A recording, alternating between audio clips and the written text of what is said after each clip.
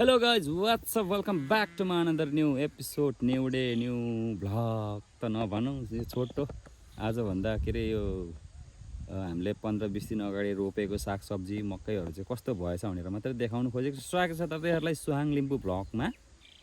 आज चाहिँ अब त्यस्तो भ्लग भने त होइन, अब यो छोटो मिठो मैले अब हामीले पहिला यो 15-20 दिन अगाडि रोपेको सागसब्जीहरू अथवा कतिसम्म आएछ के भएछ भनेर हेर्न आएको थिएँ। सो तपाईँहरूलाई देखाउँछु। Keep watching guys.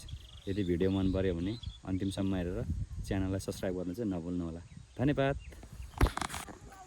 ल यहाँ चाहिँ हामीले सिमी रोपेको छौँ। सिमी अघि भर्खर यहाँ मैले के अरे गोबरको पिसाब हालिसकेको छु। ल 15-20 दिनमा यस्तो मजाले पलाउँदो रहेछ है। ट्याक्क लाएर परसम्म छ।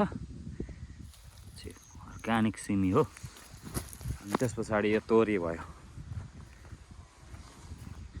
ल हेर्नुहोस् तोरी कस्तो खाउँ लाग्दछ होइन त। च्याट्ट लाएर तोरी।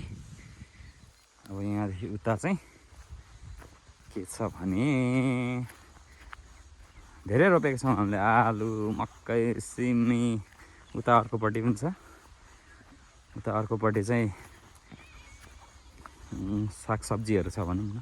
यहाँ पनि छ सिमीहरू। हो यहाँ त हाल्नु बिर्सेछु नि मैले यार।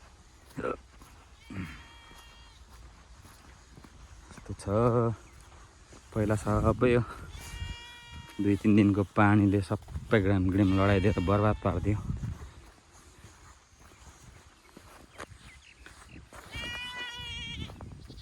यहाँ चाहिँ मकै हामीले रोपेको थियौँ। मकै पनि आइसकेको छ। मकै रोपेको त कति दिन भयो र आज?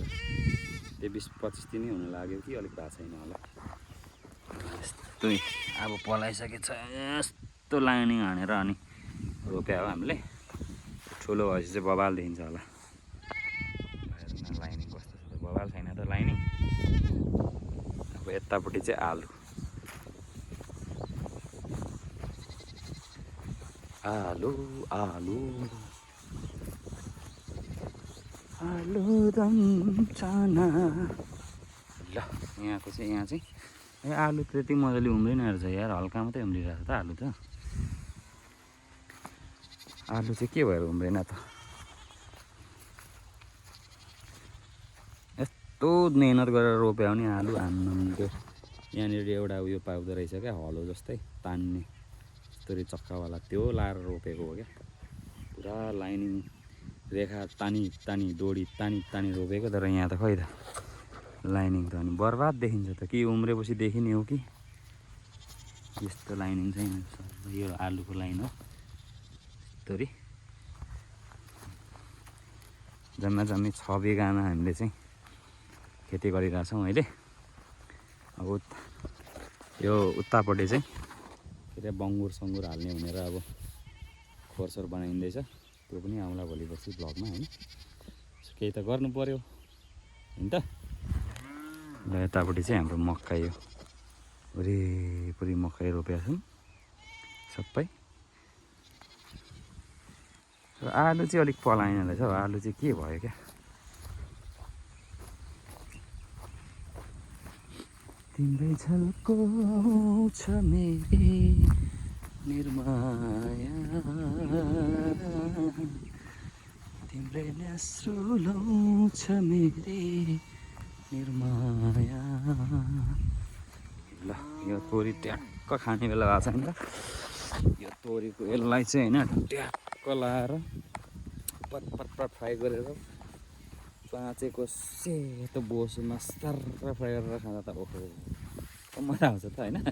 आफूले रोपेको तोरी हो, त्यही माथि चाँचेसँग हान्दा त बबाल हुन्छ बबाल।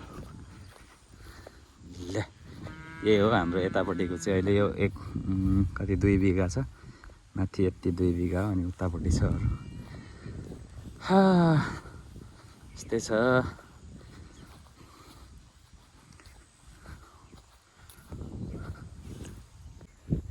कस्तो लाग्यो त हाम्रो खेतीपाती हेरेर कमेन्ट गर्नु होला। र ताजा सब्जी खाने भयो भने कमेन्टमा मलाई भन्नु होला।